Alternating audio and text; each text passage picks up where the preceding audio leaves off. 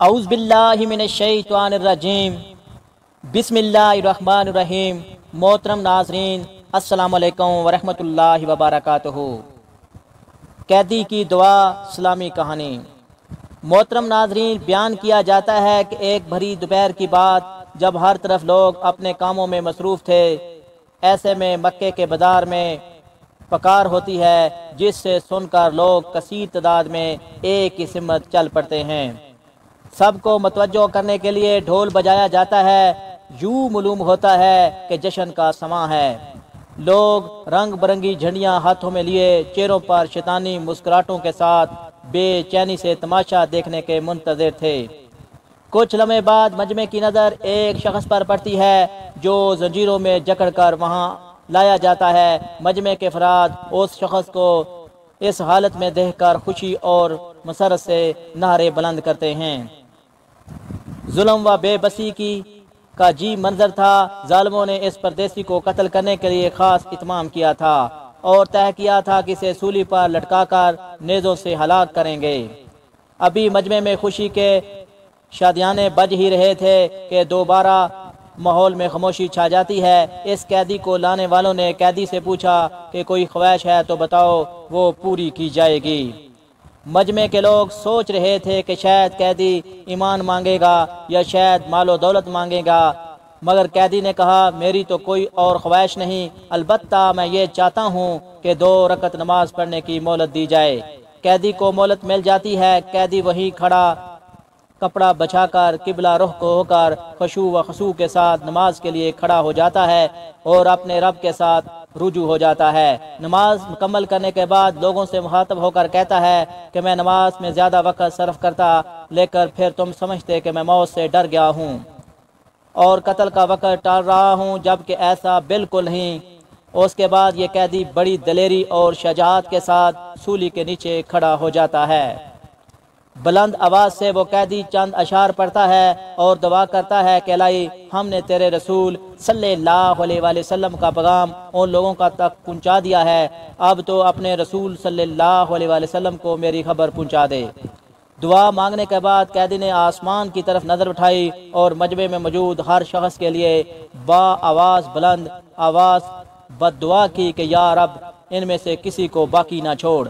اس کے بعد قیدی نے پھندا گلے میں ڈال دیا اور موقع پر ظالموں نے دوبارہ قیدی کو ایک لالچ دیا، کیا تم چاہتے ہو کہ تم اپنی بیوی بچوں کے ساتھ اپنے گھر میں آرام کرو اور محمد صلی اللہ علیہ وآلہ وسلم کو تمہاری جگہ سولی پر لٹکا دیا جائے؟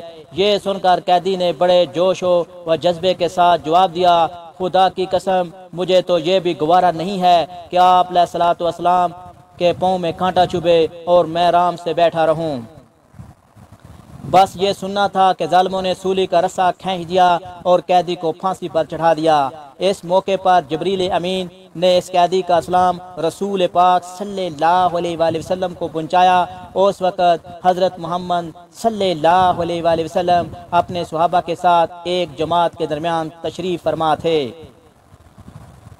اچانک آپ صلی اللہ علیہ وآلہ وسلم پر وحی کی کیفیت طاری ہو گئی اور منہ سے بے ساختہ نکلتا ہے، وعلیکم السلام یا حبیب۔ صحابہ اکرام حیرت سے آپ صلوات و سلام کی طرف دیکھتے ہیں۔ آپ نے ان کی حیرت باندھ لی اور مخاطب ہو کر فرمایا کہ حبیب رضی اللہ عنہ کو اللہ تعالیٰ کے دشمنوں نے قتل کر ڈالا ہے۔ یہ جبریل امین مجھے اس کا سلام پہنچانے آئے تھے۔ حبیب رضی اللہ عنہ مدینے کے ان خوش نصیبوں میں تھے جنہیں ہجرت کے قبل اسلام کی شہادت ملی۔ جنگ بدر کے 313 بہادروں میں آپ کا نام بھی شامل ہے۔ آپ نے اس غزوے میں مشرکین کے ایک بڑے رئیس حارث بن عامر کو جہان میں واصل کیا تھا۔ یہی آپ رضی اللہ عنہ کے مسلمان ہونے کے ساتھ ساتھ دوسرا قصور تھا جس پر قریش نے آپ کو دھوکے سے قابو کر کے جس بد کرداری کا مظاہرہ کیا، وہ کھلی شیطانیت اور بزدلی تھی۔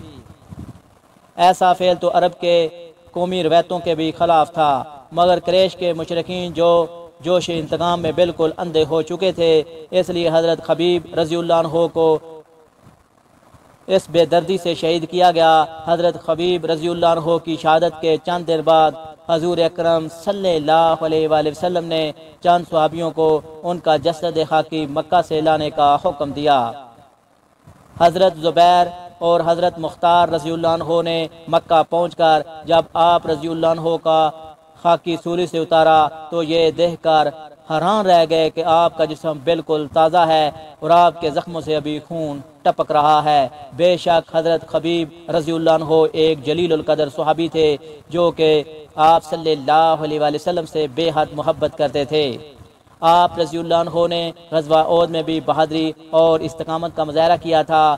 آپ رضی اللہ عنہ وہ صحابی ہیں جن پر رسول اللہ صلی اللہ علیہ وآلہ وسلم نے بھی سلام بھیجا۔ اللہ تعالی سب کو قلب سلیم عطا فرمائے اور قرآن حدیث پر چلنے کی توفیق عطا فرمائے، آمین۔